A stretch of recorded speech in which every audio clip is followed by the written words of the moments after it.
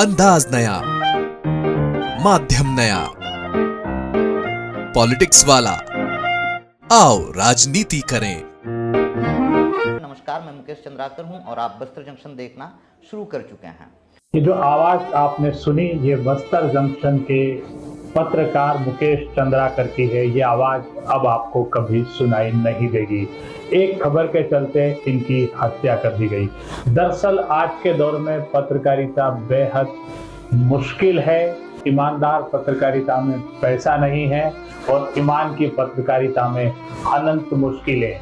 ये मुश्किलें मुफलिसी तो देती ही हैं, लेकिन कभी कभी खबरें हमारी जान की दुश्मन भी बन जाती है, पत्रकारों के लिए जानलेवा भी बन जाती है। ऐसी ही एक खबर छत्तीसगढ़ के बीजापुर के पत्रकार मुकेश चंद्राकर की जान की दुश्मन बन गई और वही ईमानदार खबर के चलते उनकी जान चली गई। दरअसल बीजापुर यानी कि नक्सल प्रभावित छत्तीसगढ़ के बस्तर के बीजापुर में पत्रकारिता कर रहे मुकेश चंद्राकर की हत्या हो गई। कल इस बात की खबर मिली और उनकी हत्या जिस ढंग से हुई है बेहद विचलित कर देने वाला है किसी भी पत्रकार के लिए। सबकी आवाज उठाने वाले, आदिवासियों की आवाज उठाने वाले मुकेश चंद्राकर को पहले गला घोटा गया, उसके बाद उनके सिर पर कुल्हाड़ी मारी गई, जिससे करीब 2.5 इंच का गड्ढा उनके सिर में हो गया। बात यही नहीं रुकी, इसके बाद मुकेश को सेप्टिक टैंक में गाड़ कर उसके ऊपर मोटा स्लेब डालकर सीमेंट से चुन दिया गया। आखिर कैसी खबर होगी और कैसा पत्रकार होगा कि जिसकी खबर के बाद ठेकेदार ने, एक मामला और इसलिए बनता है कि उसी ठेकेदार के परिसर में मुकेश की लाश मिली है सेप्टिक टैंक में, जिस ठेकेदार के सड़क निर्माण को लेकर मुकेश चंद्राकर ने आवाज उठाई थी। आवाज उन्होंने यही उठाई थी कि सड़क घटिया बन रही है, निर्माण घटिया है। इसके बाद ठेकेदार के खिलाफ जांच बैठी और उसी के बाद 1 जनवरी को मुकेश घर से लापता हुए। 1 जनवरी को वे घर से बरमूडा और टी-शर्ट में निकले थे, लापता हुए। उनका भाई, पूरा परिवार और पत्रकार उन्हें खोजते रहे। 2 दिन तक उनका कोई सुराग नहीं मिला। आखिर उनकी अंतिम लोकेशन जिस जगह मिली, वहां पर जाकर पुलिस ने सर्च किया पत्रकारों के भारी दबाव के बाद। तो यहाँ पर सुरेश चंद्राकर, जो उस सड़क निर्माण के ठेकेदार हैं, उनके बैडमिंटन कोर्ट परिसर में पुलिस पहुंची और यहाँ पहुंची तो पत्रकारों को शक हुआ।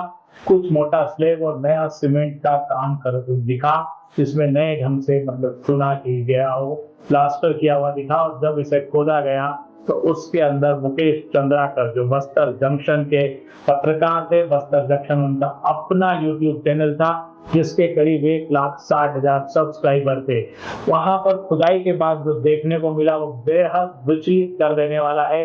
मुकेश चंद्राकर की लाश मिली, उस लाश को उनके कपड़ों से पहचाना गया। मुकेश चंद्राकर की लाश के बाद पोस्टमार्टम से ये साबित हुआ कि पहले उनका गला घोटा गया और फिर उनके सिर पर कुल्हाड़ी मारी गई, जिससे 2.5 इंच का गड्ढा हो गया। दरअसल छत्तीसगढ़ में जिस जगह पर यह हत्या हुई है बस्तर की, वहां पर देश के गृह मंत्री अमित शाह ने वादा किया था कि मार्च 2026 तक छत्तीसगढ़ से नक्सलवाद का खात्मा हो जाएगा। ठीक है, नक्सलवाद का खात्मा आप करते रहिए, लेकिन यहाँ पर सरकार के द्वारा पैदा किया गया आतंक, सरकार के द्वारा पैदा की गया अपना आतंकवाद कैसे रुकेगा, इस पर कब एक्शन होगा। ये उसी छत्तीसगढ़ की कहानी है जहां एक पत्रकार की आवाज दबा दी गई, उसे खामोश कर दिया गया हमेशा हमेशा के लिए। ये हौसला जो सुरेश चंद्राकर इसके ठेकेदार हैं, जो संदेह के घेरे में हैं, ये साबित होता है कि छत्तीसगढ़ के बस्तर जैसे इलाकों में अब भी सरकार, कारोबारी और ठेकेदारों की मिली भगत से सत्ता चलती है और इसमें जब कोई अपनी बात रखने की कोशिश करता है तो उसकी हत्या कर दी जाती है और कई बार सुराग तक नहीं मिलते। मुकेश चंद्राकर एक बड़े पत्रकार थे, उनका अपना नाम था, इसलिए उनकी सुराग जरूर मिल गया, लेकिन न जाने कितनी लाशें छत्तीसगढ़ के इस इलाके के सेप्टिक टैंक में दफन होगी। इस छत्तीसगढ़ का ये आतंकवाद, ठेकेदारों, कारोबारियों के बीच जो तरह का हौसला है, वो साहस है, वो बिना सरकार की शह के नहीं हो सकता। पूरा तंत्र सेप्टिक टैंक की तरह सड़ांग मार रहा है पूरा तंत्र के अंदर एक बदबू है और न जाने कितने राज और जुर्म इसमें दफन है, लेकिन एक अच्छे पत्रकार, आदिवासियों की आवाज उठाने वाले पत्रकार की हत्या कर दी गई। मैं भी उन्हें पर्सनली नहीं जानता हूं, मैं उन्हें उनके वीडियो के द्वारा ही जानता हूं, जिसमें वे अक्सर कहते हुए दिखाई देते हैं कि आप देख रहे हैं बस्तर जंक्शन और मैं मुकेश चंद्राकर। उनके इस काम को देखकर उनके प्रति हमेशा से सम्मान रहा है। जब आज के दौर में तमाम YouTube चैनल वाले वातानुकूलित कमरों में बैठकर पत्रकारिता करते हैं, बहस करते हैं, वहां पर मुकेश चंद्राकर लगातार ग्राउंड रिपोर्ट कर रहे थे, जमीन पर पसीना बहा रहे थे।